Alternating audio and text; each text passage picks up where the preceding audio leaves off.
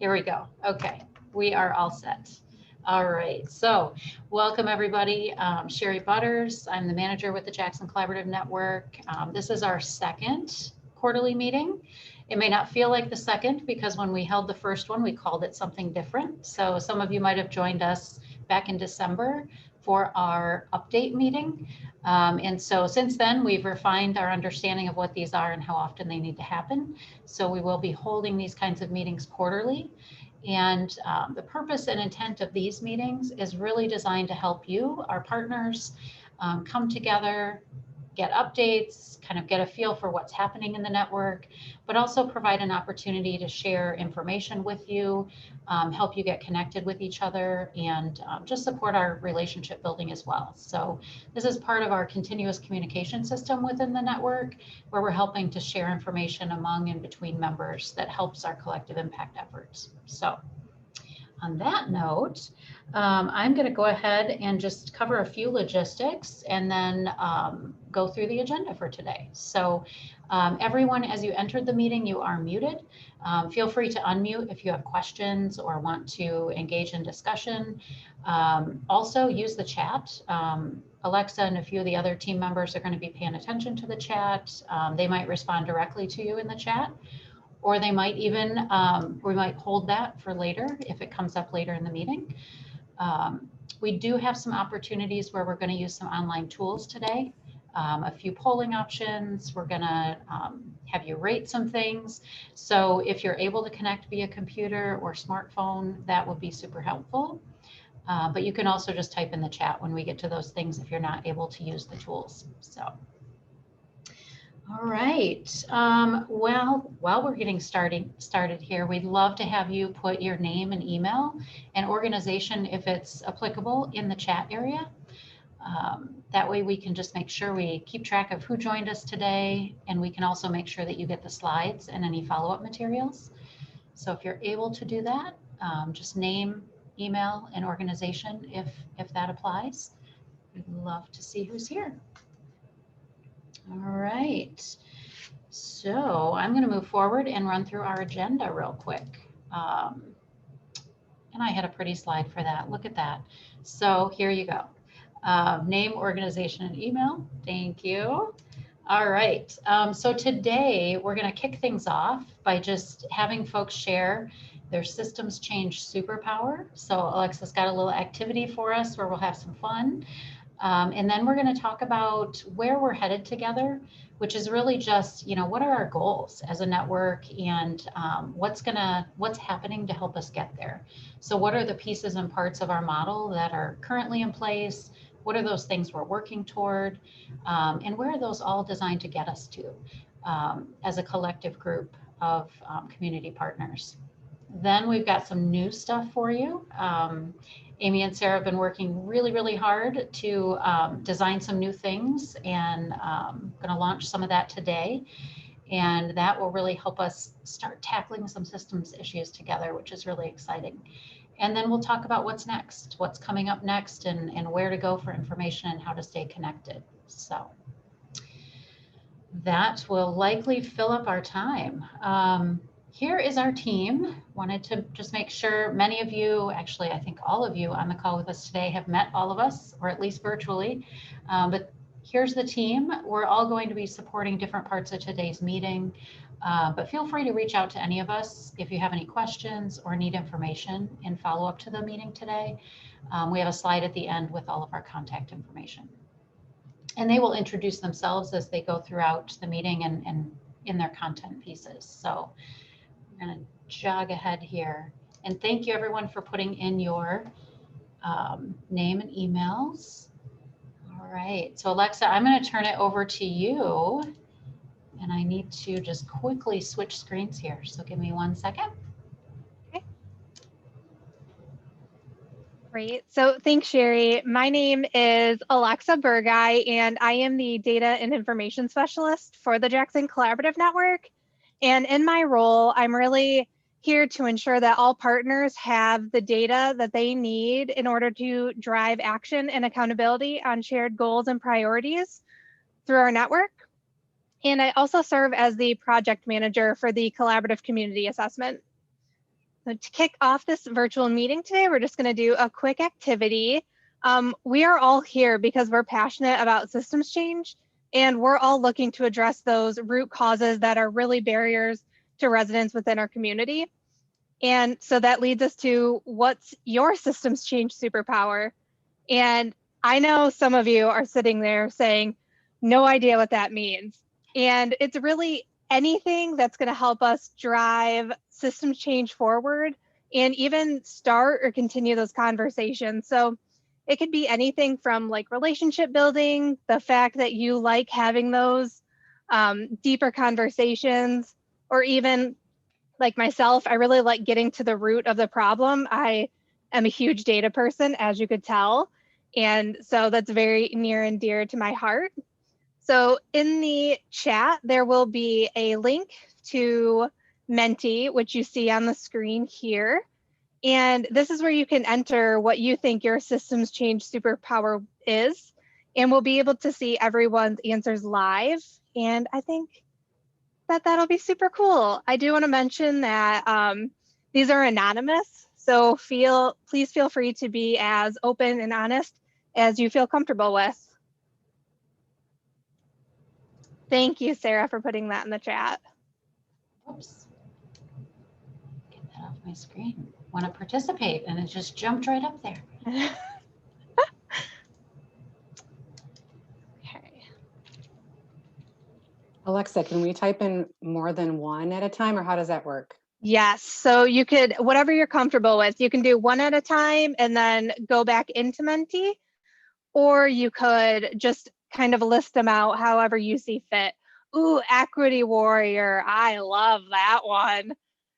Good at building relationships. Relationships are so important. Yes, build relationships. Love that. Always honest and value others' perspectives. I feel like honesty is a huge thing we need nowadays. Transparency, have hard conversations. I appreciate anybody who wants to have those authentic and hard conversations. So perfect. Oh, listening to community members. Yes. So great. Meeting people where they are, not in location, but in circumstance. That's so important. Data all day. Love that person. Woo! I'm a big data person. So listening with an open mind. Yes. Relationships. Love that. Lived experience. Yes. Everybody seems to have relationships on the mind, and communication is key. Love that. Okay. So it looks like things are slowing down a bit. That's so great. Very cool. Thank you. Yes. Alyssa. Yeah. So I'll pass it back over to you, Sherry. All right. So Mentimeter is the website you'd want to go to if you want to try out that tool. Super cool. We're going to use it again at the end of the meeting to get some feedback and input from you. But it's really user-friendly and simple to use. So, all right. So moving forward, where are we headed together? So we've recently went through, not recently, it's not recent much anymore, but about a year and a half ago, we went through a shift in our network infrastructure, the model that we're using to support systems change in our community. And so getting clarity on goals and where we're headed together is important. It's also a core part of collective impact, is having a shared agenda, having a common agenda for change and a vision for how we're moving forward. So I just wanted to quickly share this slide, which when that pops up, it's an eyeful. So I apologize, but lots of words here, but just want to highlight over here on the left, you see our vision, which is a healthy, safe, thriving community. That's the vision we're all working toward. Whether you're working on things like basic needs or educational outcomes or employment and living wage issues, we're all working toward a safer, thriving community where people have what they need to reach their full potential. And our network operational goals and objectives start with that vision. That vision is the same whether we're doing work around shared measurement system priorities or whether we're working on things like designing meetings today. So our value proposition, that's a mouthful, for our network model is that we are supporting our partner agencies. So that's all of you, all of our partners. We're supporting our partners in systems change, in their pursuit of systems change strategies that are ultimately going to improve outcomes for our residents. So that is really the whole purpose behind why the network really exists. And the model itself is built the way that it is. So supporting things like, training and technical assistance and data analysis and reporting and things like that. We'll talk more about that in just a second. So our goals, our shared goals for network operations are around mobilizing for action. So all of those things that we do to support helping partners move to action on shared priorities. So again, we'll talk more about what those things are. Creating and maintaining shared accountability for change. That's a big one. So being able to track and measure the work that we're doing together and see what progress we're actually making as a collective group is a core element of what we do within our network. And then growing and developing the network. So many of you mentioned community engagement and listening to our community members' voices. That's really a huge part of growing and developing our network, is making sure that we're creating a diverse network membership that is reflective of those that are impacted by the issues we're trying to influence and improve. But then that's also creating new pathways for leadership and creating opportunities for new voices to come to the table and be involved and get involved in taking action. Also within growing and developing the network are some sustainability efforts. So we have some work happening across the network to help support the ongoing growth and development of network finances, to support the infrastructure that is necessary, that our partners feel are necessary to support systems change in the community. Lastly, we have the objectives. I'm not going to read these to you. They've been up for a little while, so I won't go through all of them. But the objectives are really what we keep as our high-level North Star almost, is what is it we're trying to achieve through all of these things that we're trying to do. And again, these are really specific to operations of the network. So this is kind of the foundational activities that take place that support action around priorities. So making sure that things like training are in place and that we're holding conversations like this with you are all contributing to helping us meet these objectives. I'm going to shift to the next slide. So what I should mention on this slide here, this is what I like to think of as the what. This is what we're working toward. And this next slide, these things are the how. So these are the, what are we doing to actually help us get there? How will we actually get to meeting those objectives, achieving those goals, and ultimately achieving our vision? These are the ways that we're currently getting there within our network model. So collaborative action and learning, shared measurement and accountability, and building capacity for effective collaborative or collective impact. So these are the three main buckets that we do within our new network model. And when I say we, I mean all of us. This is not just the network staff and what the staff do. These are all the things that we're involved in together as a collective impact network. In that first bucket, you'll see things like coaching and training, the things that Amy and Sarah have been doing for the past, it's been a year now. It's hard to believe. And then building in those opportunities to connect and learn and share with each other. This middle bucket includes things like our collaborative community assessment, identifying and disseminating issue briefs and sharing data, making sure that we're lifting up and identifying those inequities that are present, helping to provide information to our partners, but also building accountability for action so that we're actually creating systems that help you understand as a partner what action is being taken around a variety of things, who's doing what, and what are they hoping to achieve, and how can we hold ourselves accountable. And again, ourselves and we in this situation as all of us, partners and staff included, how do we hold ourselves accountable for achieving those outcomes? And then finally, building capacity for effective collective impact is really interwoven throughout all the work that we do in the network. So this is really about the capacity building that our network staff provide, but also within our network council.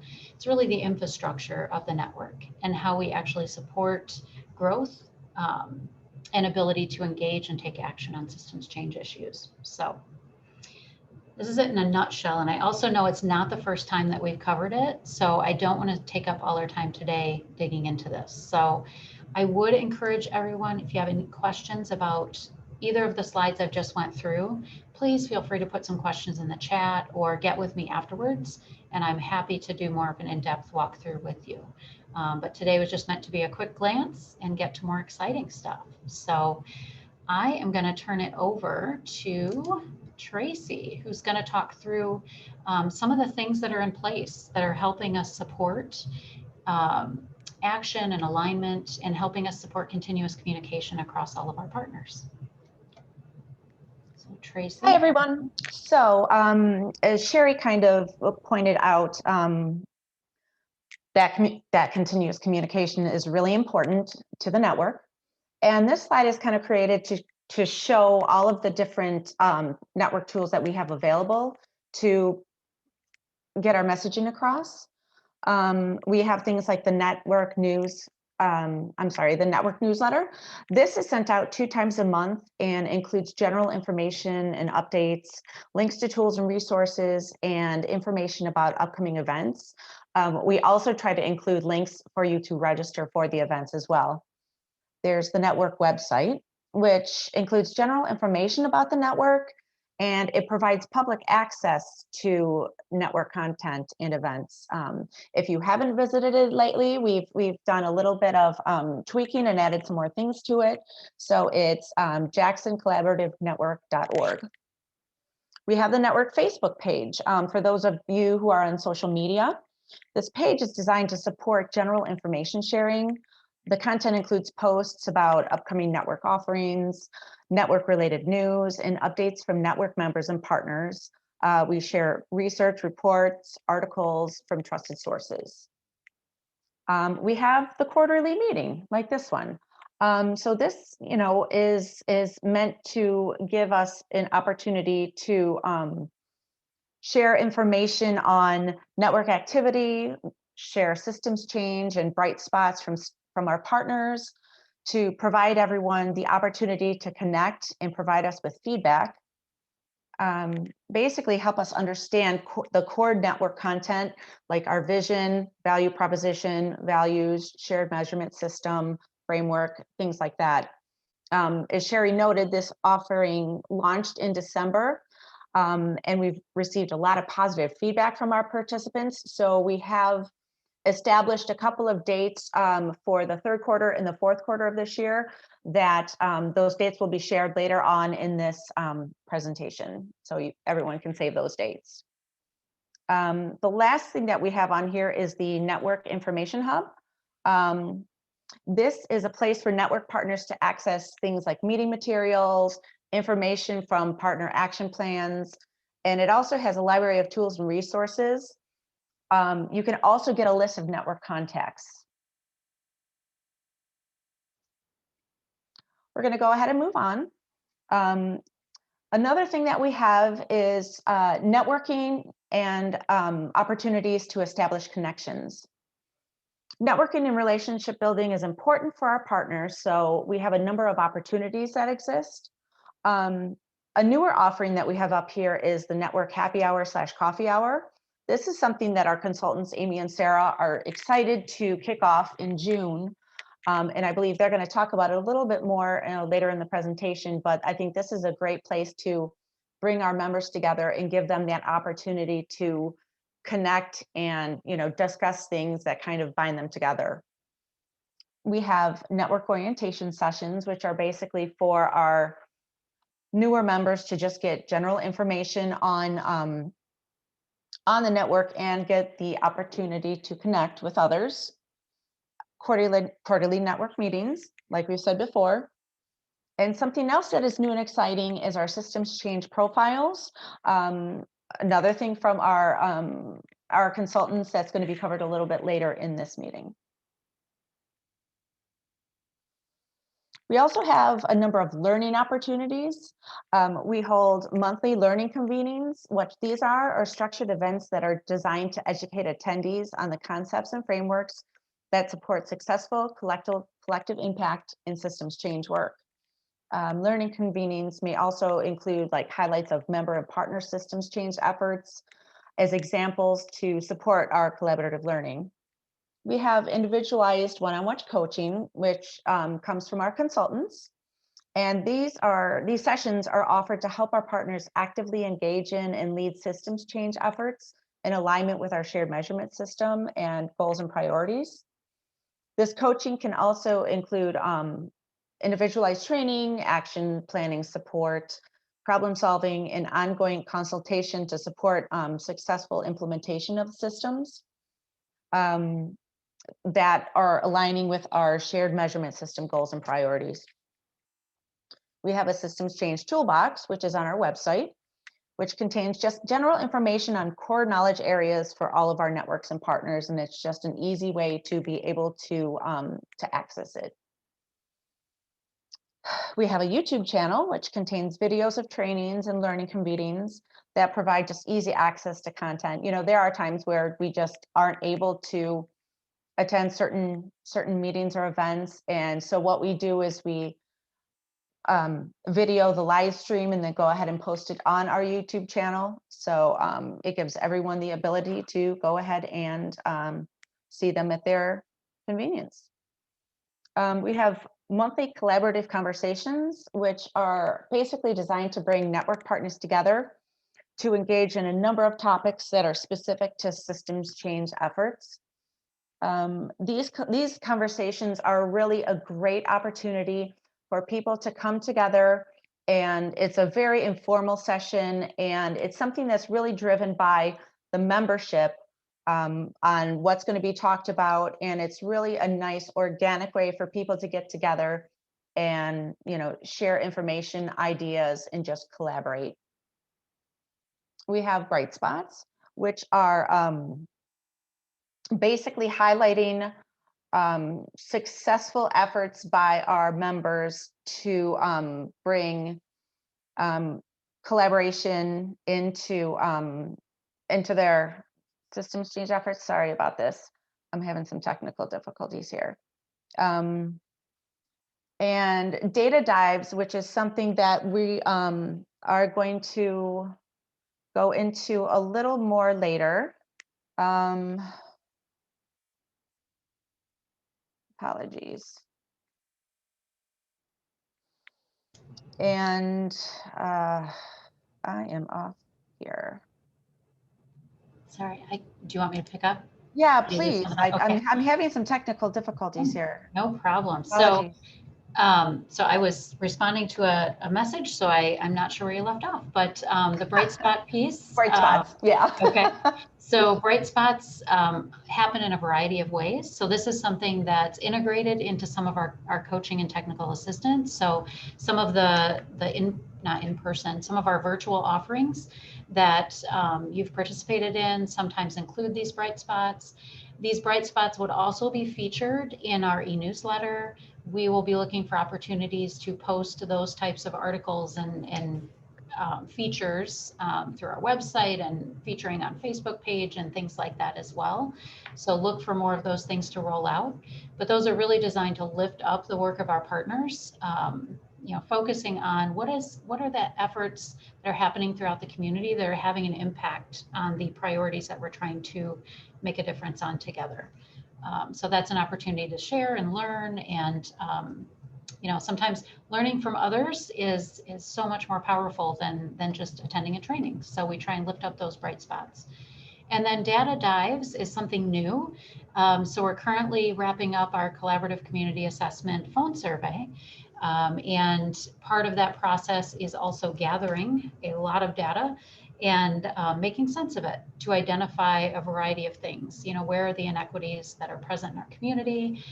What might be contributing to them? So hosting conversations that really help us dig into that data and understand what's happening, and who we might need to engage with to understand better why those issues and problems are showing up. So that is kind of it in a nutshell. Is there anything I missed, Tracy? I'm sorry.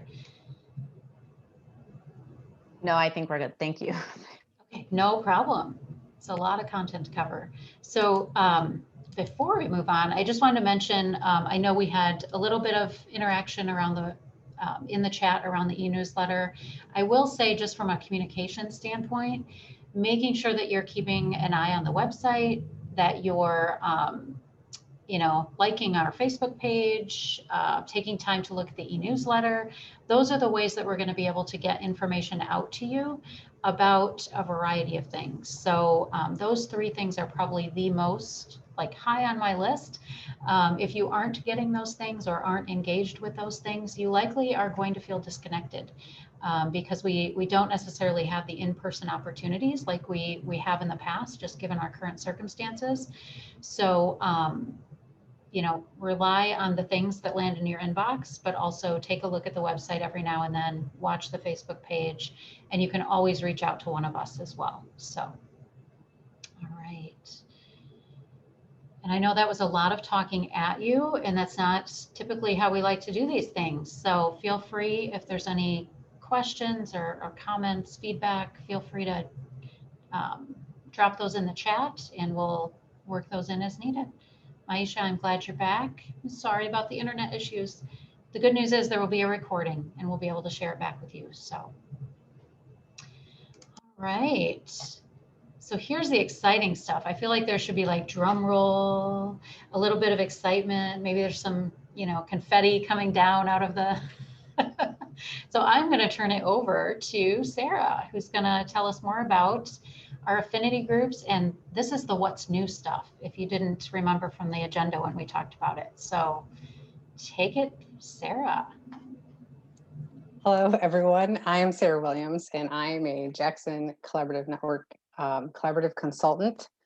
And I will actually let my esteemed colleague Amy introduce herself. She brought the confetti, so she's going to introduce herself. And I am Amy Forbes, also a consultant for the Jackson Collaborative Network. And We're excited. We're excited to be rolling this out because we have been working on this and we've been hearing about connections. And so, yeah, I'm gonna shut up, but it's exciting. You don't have to shut up. Amy and I work collaboratively on most of the things. We know many of your faces and have had the pleasure of having many of you in our meetings together. I am unable to make our network quarterly meeting tomorrow, so Amy will take the lead tomorrow, and I'm taking the lead today, although Amy's going to keep me in check if I forget anything. So that's what we do. We're a powerful duo. So we'll have you move to the next slide. As Sherry mentioned, we have affinity groups starting, and at the same time, kind of hand in hand, we have new partner profile pages, which I feel like should be called P cubed, because it's really hard to say partner profile page, and we're learning things as we go. But this is kind of setting the stage for it. In March, we had our first collaborative conversation, and some of you that are on the call today were in attendance for that meeting, and it was lovely. For those of you who don't know, we have different offerings and they look different and they feel different. And the learning meetings are very much like, here, come learn more about this thing and be engaged in a discussion, but really the takeaway is a new thing maybe. And the collaborative conversation is where Amy and I step back a little bit more and let you all, the partners, connect and hear what each other are doing, how you all can connect with each other, and sometimes how we can help make connections, right? It seems like every time we've met 3 times now monthly. It's so incredible to meet new people, hear what people are doing, and then how can we connect the work? How can we be the facilitators of connecting? So this thing rose up, anyway, this thing bubbled to the top that was like a way for partners to easily and straightforward and a simple way to hear what others are doing in the community. And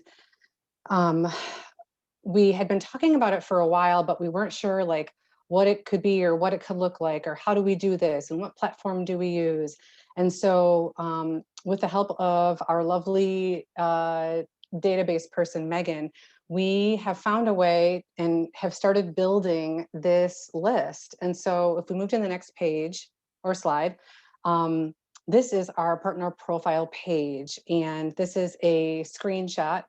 Thank you, Alexa. She put a link in the chat that links you to a place where you can enter your information. So these are real life people. At one time we had examples in there, which were nice, but real partners entering in information is even better. And you can see that we're asking people to enter their name, agency if applicable.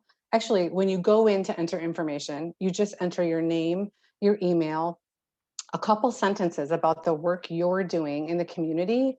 And then we ask that you select a root cause. And so you can select one or more root causes. And we were talking about this when we met this week. More does not always necessarily mean better. Like you don't get 5 badges if you select 10 root causes. It really is about, but really the truth is also that there's a good chance that the work you're doing may touch, it may be applicable to more than one root cause. So we are asking people to go in and fill this information out. And the things that will, thank you, Ernestine. Ernestine just entered in the chat that she enjoyed the collaborative conversation. We enjoyed having Ernestine there. And as people are entering information, Maisha, yes, community members, for sure, absolutely. Everyone, ideally, yes, please, everyone. And I think, Maisha, I emailed you instructions earlier today, I believe, with like, so if you miss it in the chat too, I did send you a specific link because I wanted to make sure that like, yes, please, your information is very important and we would really like it. And we're going to start entering in, oh, perfect. We're going to start entering information and Sherry, will you go back one more slide? One time, and you can see off to the side, people are starting to list the root causes. So Janelle with American One Credit Union said that her work in the community is addressing, and it fits into these 3 root causes. And then Bill said his work is addressing these root causes. So as you go in, this is a public facing grid. It's a public facing platform. So when you enter your information in, it won't be public at first. We'll have to put it in, we'll have to publish it, but then you can start filtering things. So say Maisha gets on and she's like, I really want to know who's doing authentic engagement in the community because they need to be talking to me. And then she could go off to the side and she can like select, she can sort by root causes. You can click lack of trust, you can click lack of understanding, and it will show you who has said they're working on that root cause. And you can do a direct contact. You can email Bill, we will never know. You can say, hey, Bill, I saw on the platform, you're working on this. Have you reached out to blah, blah, blah.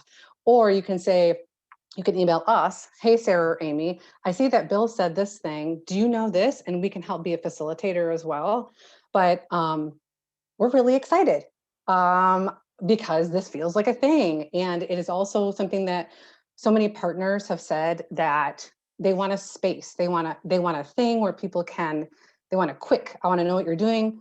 Yes, some other parts of the network are helpful and some are, it feels like there are different spots for people to have different needs and resources, but like, here's a quick way to see what Laura at Disability Connection says she's doing this in the community. And she has said that it affects these root causes. And this is what will drive our affinity groups. So we'll move to the next slide. Amy, I'm just going to look at your face and you're going to pop in if I'm missing anything. You're all good. So these are our root causes. And just as a quick history, on these, these 14 root causes is what the community identified as the 14 big root causes that the Jackson area is working towards. So just as a clarification, this was not Backbone staff, this was not council, this is all the community, and I believe it was like surveys and in-person interviews and focus groups and a lot of different ways of collecting data. And this is how we will organize and align our efforts. And so in the previous network structure where there were 3 strands and we focused on health or education or financial stability, this is how we're going to focus now. So while all of those entities are important and all those sectors are so important, what is really going to connect everyone is how is your work around services and policies that are inequitable? How does it connect to my work that I'm doing? And our efforts are actually kind of the same. Like, how can we learn from each other? How can I align my efforts so that like we're not duplicating efforts? Or how can I learn from, maybe Selena tried something and it didn't work, but this other thing worked better. So I'd actually like to learn from that. So we're going to create these spaces and these meetings around the root causes. So there might be a service systems are easier to navigate affinity group. And if you're saying the work I do, I work really hard to help make service systems easier, I would like to identify with that group and we'll say, awesome, great, come on in and let's make a group. So that is the history behind this. And it does sometimes seem like 14 is a lot, like, oh my gosh, how do I choose? Or that's kind of a lot of things. We assume that like, and you saw in the example that people choose, you can choose one. Maybe your work for sure aligns with one, and that will be a good place to start. And it's okay also later if you're like, actually, the more I think about it, I think I would like to also be a part of this group over here. Today, if you fill this out today and decide one thing, it's not set in stone, it is a flexible thing. But that's kind of where the history of the root causes and also what will help us align our work together and also help drive the affinity groups. If we move to our next slide, you will see that it's like, so this is like the affinity group. So all of the things that we just talked about, how we set the stage, how we are entering information into the partner profile page. Each of these square little boxes are the network partner strategies. And you'll notice that like, it doesn't say network partner because if Alexa is working on a strategy that ties to a root cause, she might be also working on a different strategy that ties to a different root cause. So it's possible that if you choose, and if you want to be in more than one affinity group, you can be. But this just shows that there are different network partner strategies in different sectors: education, finance, health, everywhere, banking, community members, people on the front lines, whatever you're doing, all of the work. If you're working towards the same root cause, this is we want to gather you all together so that as we try and move the needle on these huge issues, we're not doing it all scattered, we're doing it together, and then we can like measure it happening. Then we can be like, actually, did you know we have this whole group that's working towards this thing? And we can start to show progress and show the needle moving on these big issues. Should check my notes, make sure. Usually I have Amy. I feel You got it all weird. covered. I Feels keep trying to weird. jump in Okay. and then I'm like, no, Okay. no, you got it all covered. All right. Okay. I'll move on then. Next slide, please. Oh, Sherry's gonna jump in. No, I was just going to mention we're doing super good on time. So if there's any, if anyone wants to, chime in with any questions, or if you've got thoughts about the structure and the things that Sarah has shared so far, we'd love to, we have some time, so we could make a little time to talk through those things while we're meeting. We'll also have some time at the end of the meeting as well. So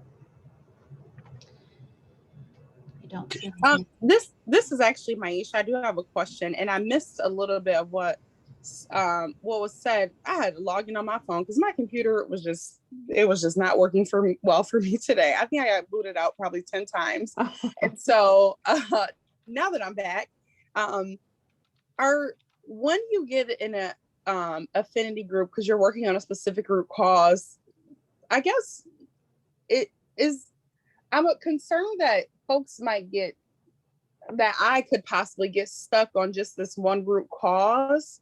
And as I'm beginning to create strategies on how to really impact this root cause, like, where do you recommend or suggest where people move forward into other root causes? Like, when do you become to the place where it's like, okay, you've worked on that, you have a plan, let's move to another root cause?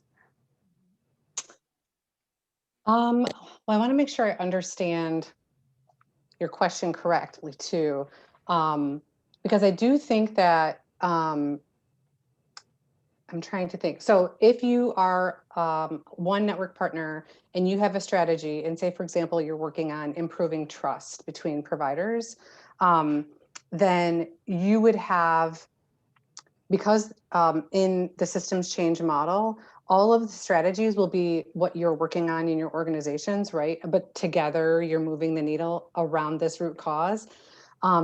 If you feel like your work belongs in a different root cause, like instead of the one you're in, you can absolutely, like move groups, but I'm not sure about like root cause moving. Sherry, do you have a different interpretation? I was just going to add, part of the work that will happen in these affinity groups is really digging deeper into that root cause to understand how that shows up in the places where that problem is showing up. So for the example Sarah just shared of, improving trust. So if I'm an organization that has a direct service component, for example, and I notice that while this root cause is impacting outcomes for those I serve, I'm going to need to actually take time to listen to those I'm directly interacting with, to understand that issue at a much deeper level before I'm even able to get to a strategy. So part of that is the support that can be provided within that affinity group space around process steps too, will likely reveal other areas of priority for individuals that are in those groups. So I would say that part of this is you're going to likely be involved in more than one affinity group if you're really tackling some of these big issues in the ways they need to be tackled. And I would just say, I'm sorry, the other piece I was thinking of is like these affinity groups will shift over time. We might have a high level of focus on a single root cause for a period of time because there's a lot of momentum and interest from partners.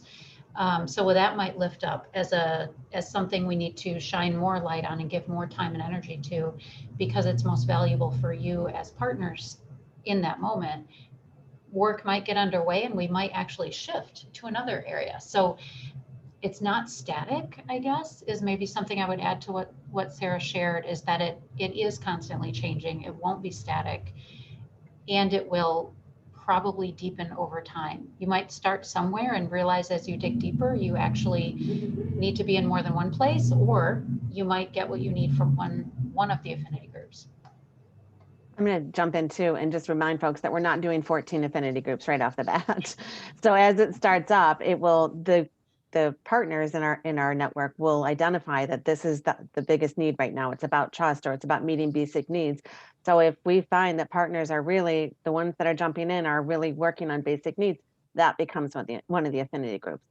And then I just want to remind folks that in an organization, you might have, Maisha, you might have you that is really advocating for inequitable policies in an organization.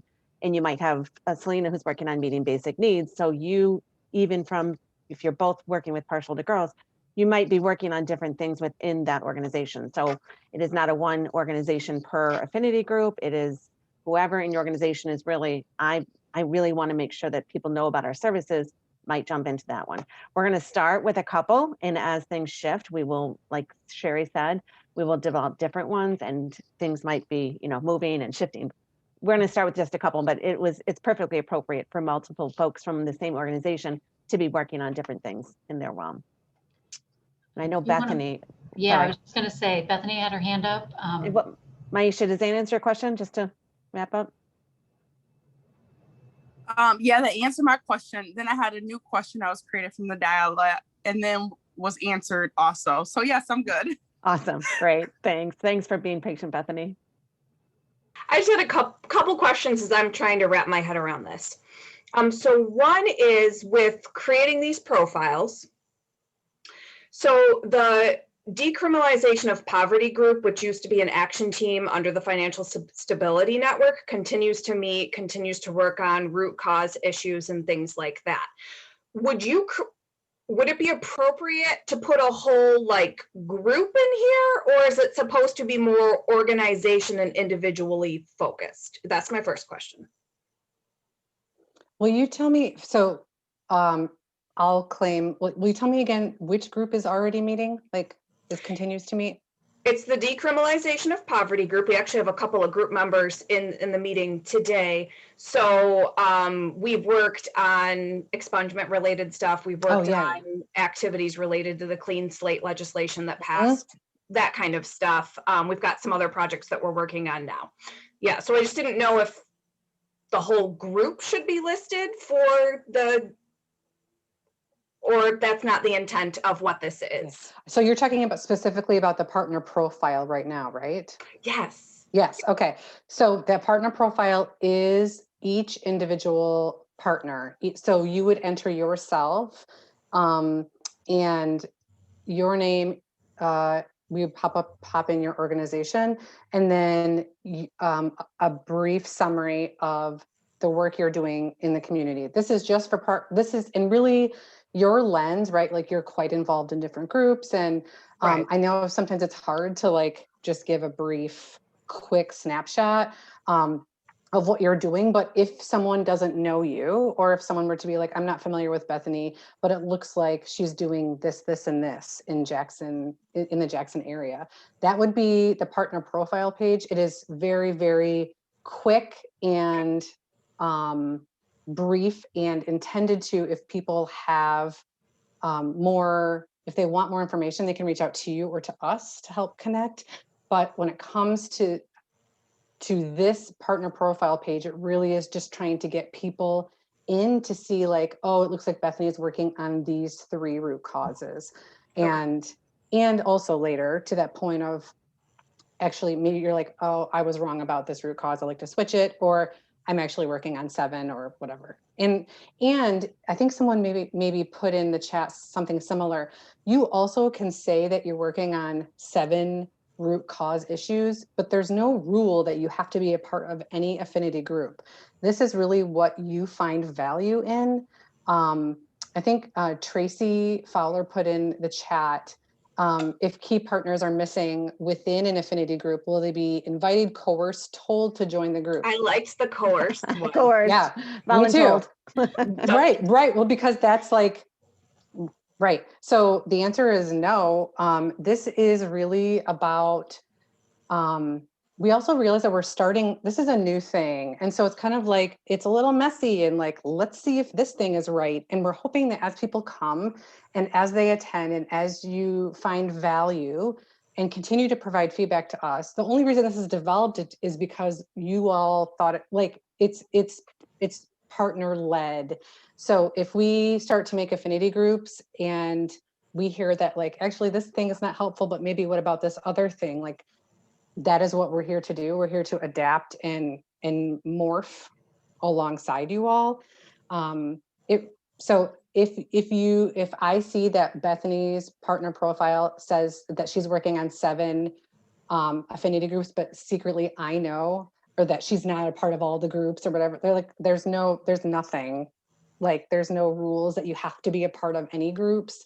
It really is more like, we're trying to add value to partners so that if you see something that is similar to the work you're doing, it benefits you, and that we are creating space for people Opportunities to connect. to gather. That's right. Okay.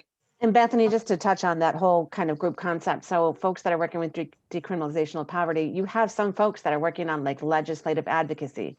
So they would put their name in and they might affiliate with a group that is talking about inequitable policies.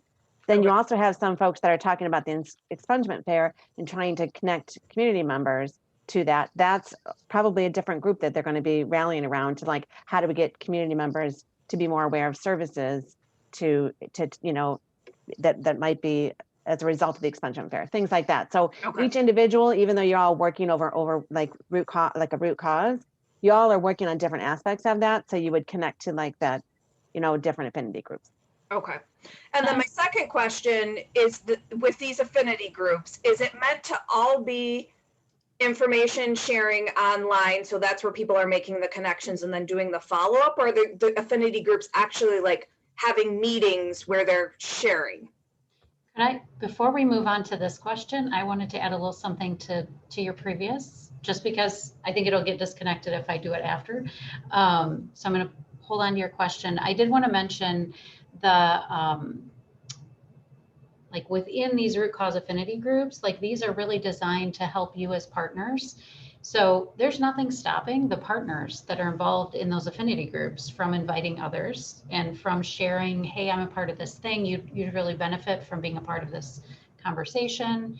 But it's also a place for all of the partners to come together and talk about the strategies, wrestle with those problems, and engage in problem solving together. And there's likely to be some planning and alignment and coordination of things that happen in those spaces. I think to Sarah's point, like absolutely, will staff be providing those, you know, will we be coercing and telling people they need to be a part of things? No, because it's very much designed to meet partner needs. But I wanted to add that part, that there is nothing stopping partners from noticing people are missing or noticing that people aren't engaged that should be. And we would welcome you to help with that. But the coming around those root causes, yes, it's about conversations, and those conversations focusing on things that help the partners who are trying to implement change, helping you be successful in those efforts. So yeah, sorry, just wanted to add that. And then you had your second question, and I just knew I would not be able to hold on to my moment, my thought if we went on. Sorry about that. Sorry, Bethany, I don't remember your question. Can you ask it again? Yeah, as far as the affinity groups, is it meant to be like all information sharing online so that people are making the connections and then following up with people? Or are there going to be actually meetings of the affinity groups where like information is being shared like in real time? So I think to be perfectly transparent, we are like building it. And so right now the intent is to have meetings with people, and each affinity group will decide what works best for them. So if you're meeting, and we'll pretend that you're in the building trust group, and at the first meeting, everyone meets and they're like, oh my gosh, we have all these things to do. Can we meet again in 2 weeks? Yes, great. Or you're like, actually, I think what would be most supportive is that, can we connect over email in 2 weeks? And then can we meet in another month? So the idea is that it's partner driven, and that we're happy to support. If it gets a little slow moving, you know, like we are facilitating and helping it along the way. But I mean, feel free to jump in, Amy, if I'm off, but like, No, that's, to me, yeah. this is like, it really is what best supports you. We're not here to say like, this is what it looks like and this is what it doesn't. It really, but there is an intent to have a meeting space for people. Yeah, because So- that's that relationship building. Sorry, Maisha, go ahead. I'm just gonna throw this out here, just in case I'm the only person thinking that this feels like kind of sort of like what we used to have before we did all this. Like it feels like we're transitioning back to that. Now I could be wrong, but it definitely feels that way. So, which was okay. The only thing I felt really was wrong what we had before was how we were all siloed in our work. But this feels like we're going back to it, just in a more organized way where we can all share information. But it kind of feels like we're doing what we used to do. Okay, it might feel like that, but it is actually very different. So we are making the connections we used to have because people are missing those and they're missing building off of each other. The difference is that rather than sitting in coalitions and talking about the issues, each organization will bring their strategy, right? So you will say, in my organization, I'm working on this particular thing that will help move it. And the other difference is prior, we were often working on symptoms of the problems. So transportation things, or, smoking cessation groups, things like that. And this, the way we're doing it now, is going to that deeper core problem. So it's not that folks are smoking, it's there's more going on in their life that is affecting them, and that is a symptom of the problem.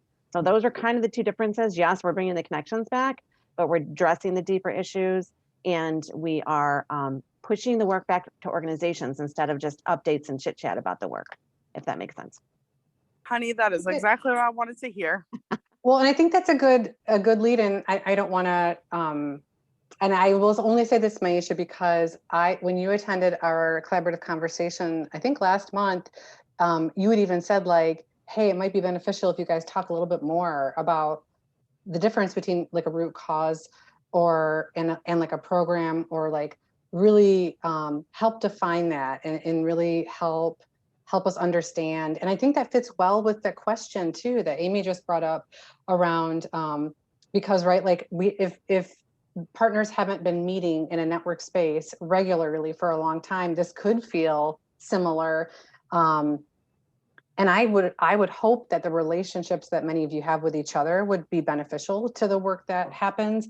But I hope that as the messiness of like coming together around a new thing, and as people start to understand like the root cause piece, instead of like, well, young moms can't get to an appointment because of a bus issue, or like, well, is it a bus issue or is it like an inequitable policy issue? And so really having a focus be the root cause of why we're meeting together.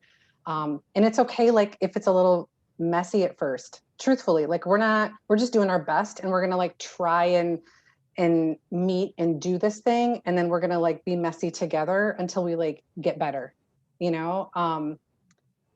Oh, if I had another thing, go ahead.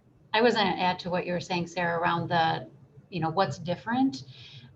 So having been a part of some of the older structure as well, like we sometimes didn't get to the hard conversations sometimes, it's a generalization. It wasn't true everywhere. But one of the things about focusing on this root cause lens is it's going to force those hard conversations, because we're going to be digging in together about what's holding these problems in place and who owns where those problems are being held in place, and then being able to tackle those things. So when we bring a group together, yes, it's about helping partners share and learn with each other, but also having some of those hard conversations. Are you making the progress on your strategy that you hope to make? If not, what's holding that progress back? What would make that better? It's a great opportunity for Amy and Sarah to be able to then provide some support outside of the affinity group. If there's some coaching that's needed, if there's some implementation, support, or just, guidance that's needed to help support success. So there's lots of great things that I think will come as a part of this, what seems really simple will actually be quite multifaceted. So. Yeah, I just wanted to also pop in and lift up the comment that Tracy Fowler just added about, she was echoing what Maisha said. And I'm feeling that it is, while this is beautiful for some, large impactful partners can still opt out of affinity groups and continue to not move the needle on outcomes. So you are correct, that is possible. And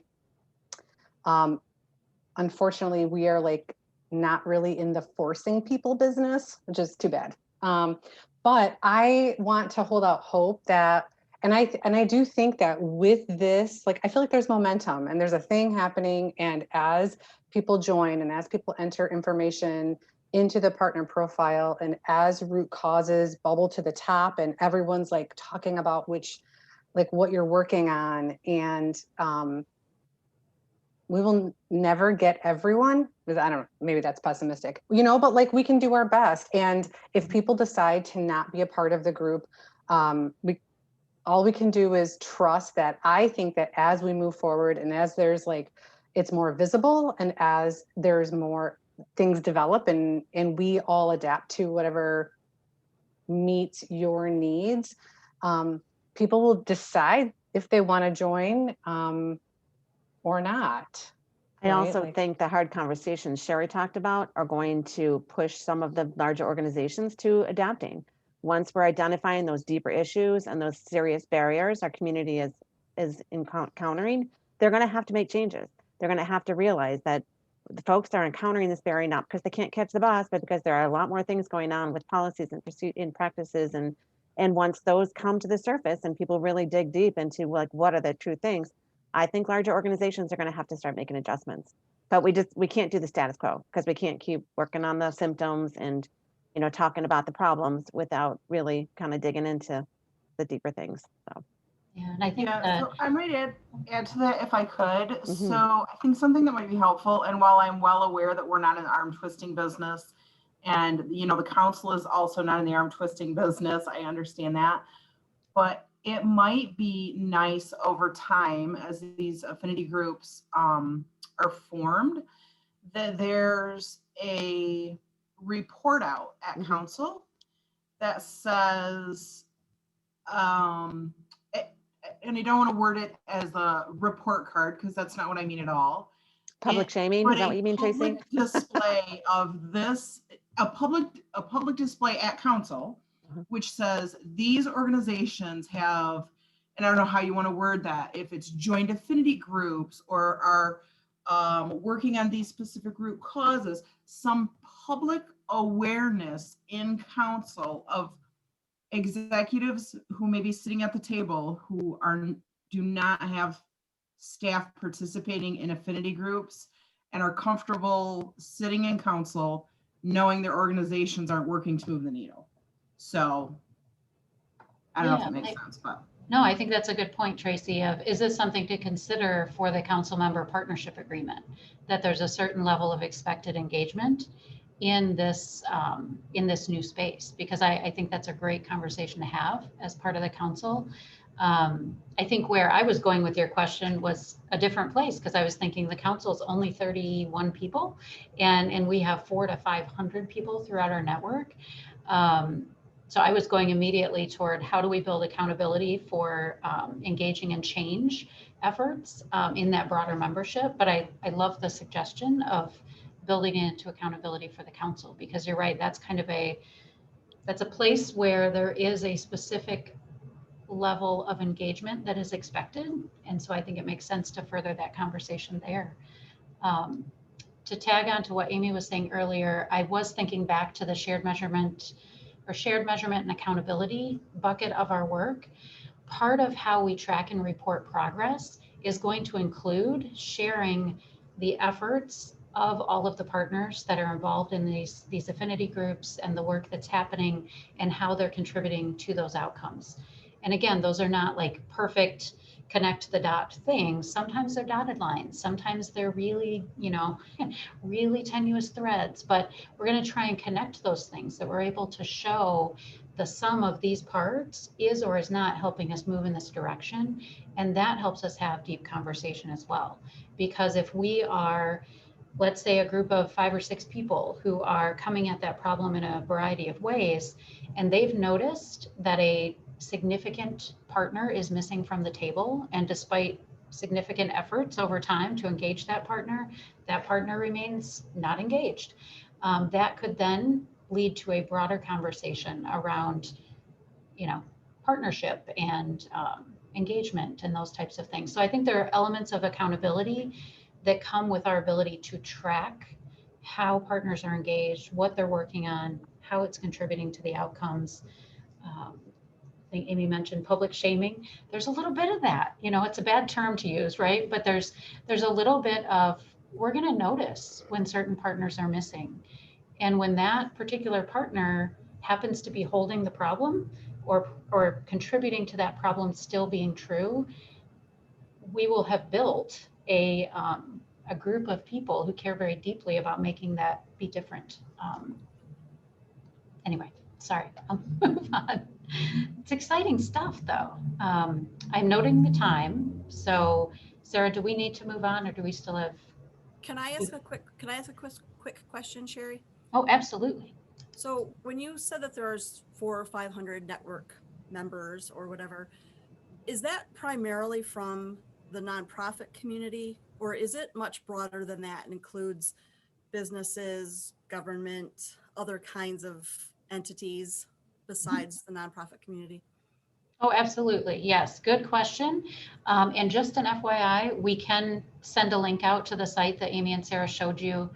So you're able to see the contact list on your own as well, but definitely it includes large number of human service, but also, goodness, we have businesses, employers. When you think about the membership of all of the groups and entities that were present in the network before the network shifted its model, their engagement as partners in the network, that didn't change. Like the way that we engage with them changed, but the fact that they are involved in collaborative work in our community and are interested and committed to a shared vision for change, that hasn't changed. So we still count our partnership as very broad, and it goes beyond just the nonprofit community.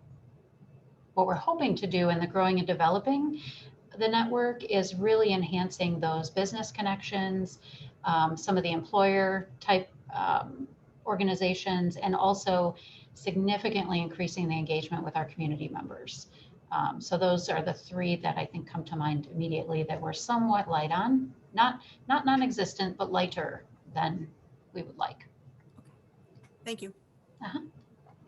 Oh, thank you, Alexa. She just put the link in the chat. All right. Do you want me to go ahead, Sarah? Yeah, are we? Okay. Yeah.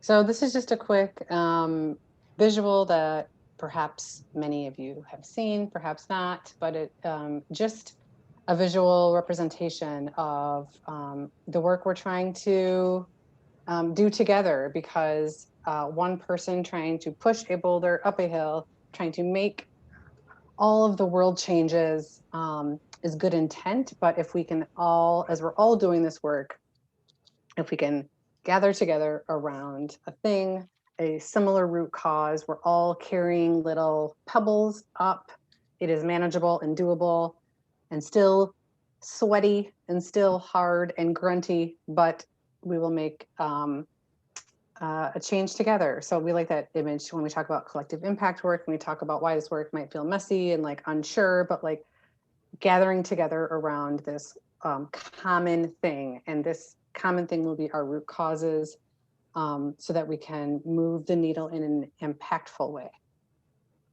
As you were talking, Sarah, I just had a visual of all of us network partners together with t-shirts that say sweaty, hard, and grunty. It was just a moment where I was like, oh, that's set great in stone now. That is going to be our tagline. Yes, really hard stuff, but fun. So the next slide will be a poll. After all, hopefully everything is very clear to everyone. Just kidding. It's all right if it's not clear, but we are hoping that you feel likely to add to your partner profile. So if you have not already, so there's a quick poll up on the screen. How likely are you to add to your partner profile in follow-up to today's meeting? It is anonymous, so you can be honest. And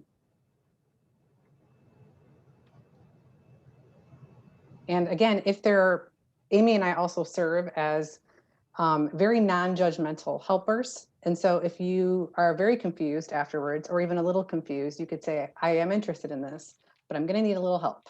We are happy to do that. And so please don't hesitate if you have questions. Okay. Hey, I just have one quick comment, because I was just thought, well, maybe I could fill out my profile real quick here. In the box for which root cause priorities are you working to address, it's cut off. Like you can't read the whole thing. Oh, I thought that. Like it doesn't wrap. Oh, Sherry, you're on mute. I think it's on, I thought it was wrapped and that we abbreviated them. So if you scroll, I believe, let me take a look. I might just be being stupid. No, No stupid question. There are some words cut off even when I scroll. Yeah, they will be somewhat abbreviated because of some of the constraints. Oh, yes. Community members like to help meet their so it is close. Okay. It is somewhat shortened. Actually, what I think we should do is put right here a link to that takes you to the root causes so that you can easily see the full list if you need to. What I love about technology is some of our constraints that we can't fix, even though we really, really want to. So yeah, I'll share that back with our wonderful developer and see if she can't make a little link there so you can easily access it. Cool. Thanks. Yeah. Thank you for bringing that to our attention. Bethany wants a gold star for immediately completing. I know. I'm like, someone If went I can in. do it, if I could Got do another it. one. That's A, awesome. A for effort. So I don't know if y'all can see the poll results. Mhm. Good. So we have very likely. In fact, we have people already doing it. So that's exciting. And then there's a somewhat likely and I haven't decided. So certainly there's skepticism out there and that is completely understandable. We're launching it and rolling it as we go along. So thanks all for voting. And then if we want to move to our next slide, we talked a little bit about this earlier, but this next week we have our learning convening. We do these monthly, and this one was suggested by a network partner who was previously named and is on the call.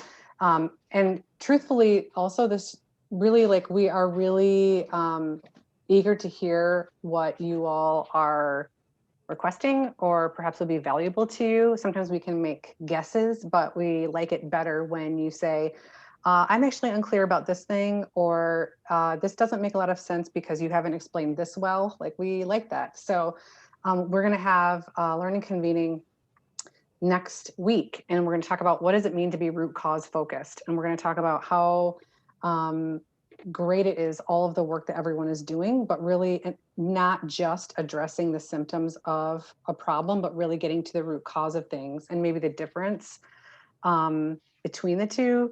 I think it fits really well into all the things we've been talking about around our partner profile page, around the affinity groups.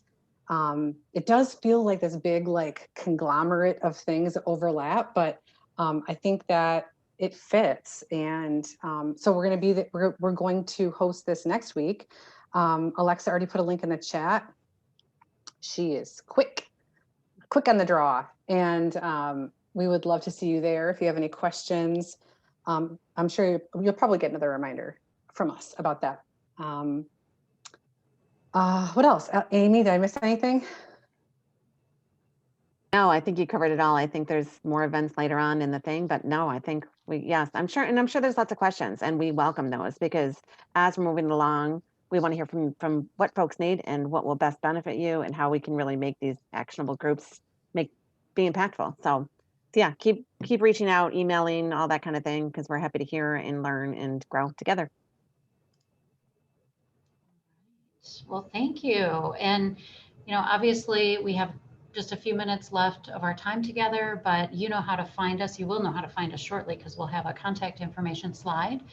But as we wrap up, we just wanted to get a little bit of feedback before we move on to close up our meeting and talk about next steps. We thought we'd give you an opportunity to let us know how we did today. So Alexa's put a link in the chat, and this is again Menti that we're using today. And so you should, if you click on the link in the chat, you'll actually be able to use a, I don't know, it's like a little slider thing. I'm sure it has like an actual name, but use the link in the chat and then it will take you to a site where you can actually put where you feel we are related to these things. So we'd love to know if today was a good use of your time. We'd love to know if you felt like the information was valuable and if you would recommend these kinds of meetings to others. So feel free, we're gonna leave it here for just a second so that folks have a chance to respond. And what I love about this live feedback, one, it's super transparent. It's just right out in front of us. I find it really fun, but everyone can see how many respondents we have. And then you just get to see where we're at. So, all right. Gonna give it another maybe 20 seconds.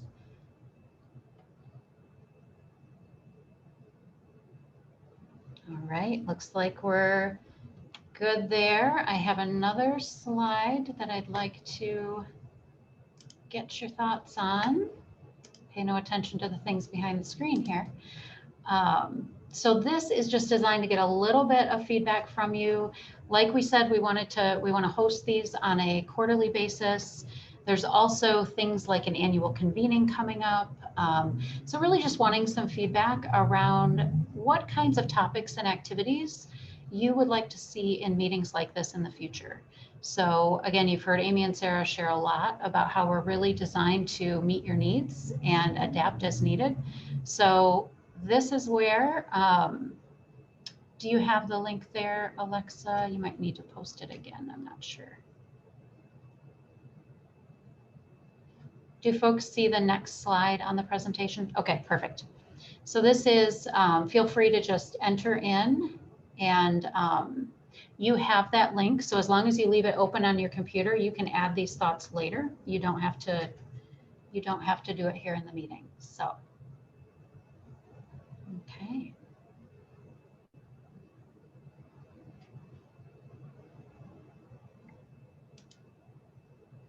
All right. I'm going to go ahead and maybe go back to our final slides here. There we go. All right.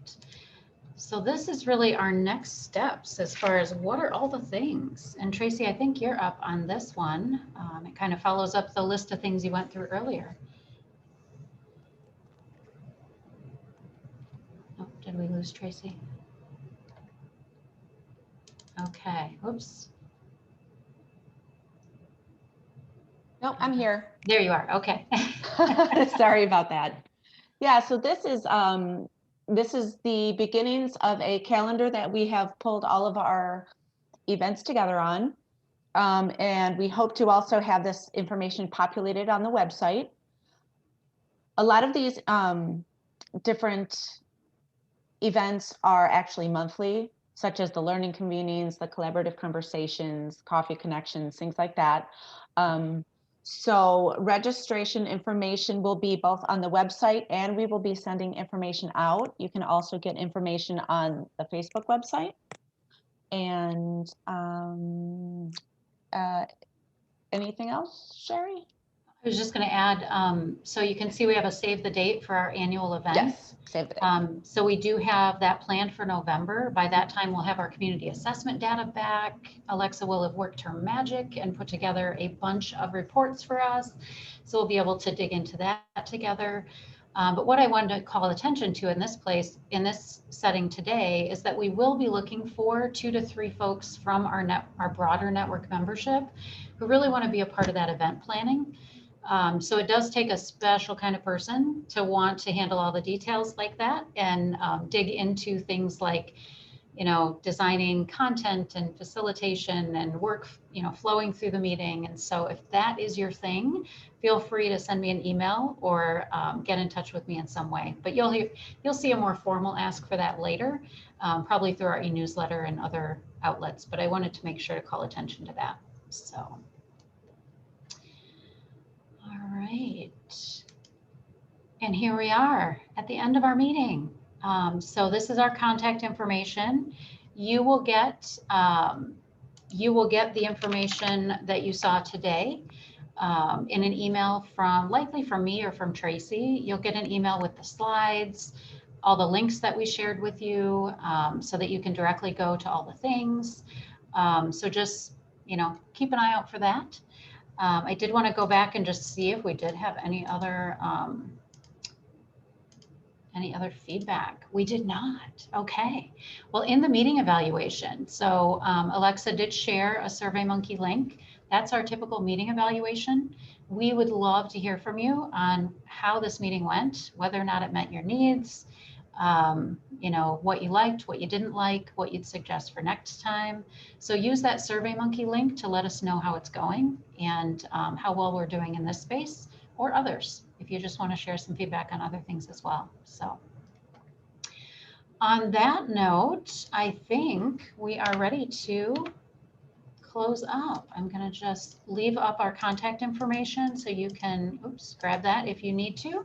But we'll be available and look forward to hearing from you. So thank you, everybody. And I'm sure we'll be seeing and talking to you soon. Thank you. Thanks. Bye, everybody.